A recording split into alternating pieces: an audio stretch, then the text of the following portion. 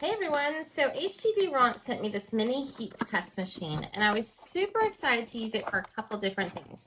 So we're gonna go through and do a quick unboxing of it. It's got a great little case to put it in afterwards, the cord, the resting stand, and then here it is. Super excited to see the shape of this one. Oh, I do like that it has the tip on one end and then curved on the other. So I can see this being used in all different types of crafts, but for my paper crafters, what I was really excited to see was one thing in particular. So I'm gonna go through, plug it in. Okay, makes a cute little beep. That way you know it's on. And let's see here, so we've got power, low, medium, high.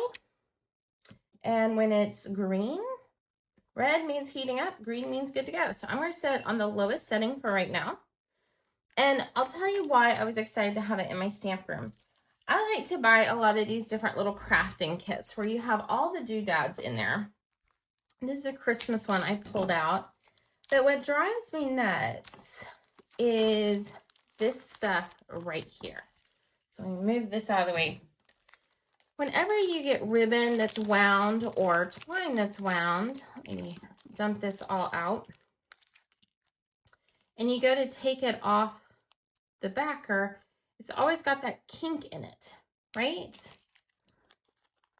This is a lace, but I have a feeling it's gonna do the same thing. Yep, okay, so now you get to see what I was excited for. So it beeped, it let me know it was ready, which I like. It turned green, and so I'm gonna bring in a heat resistant mat so I don't damage my countertop. And I'm trying to get this where we have the least amount of shadow as possible. So let's bring this white in. So this is on the lowest setting. We're gonna take it and just pull. And let's see how it does. So even on that lightest setting, do you see how it got all those kinks out of it? So let's try with the lace.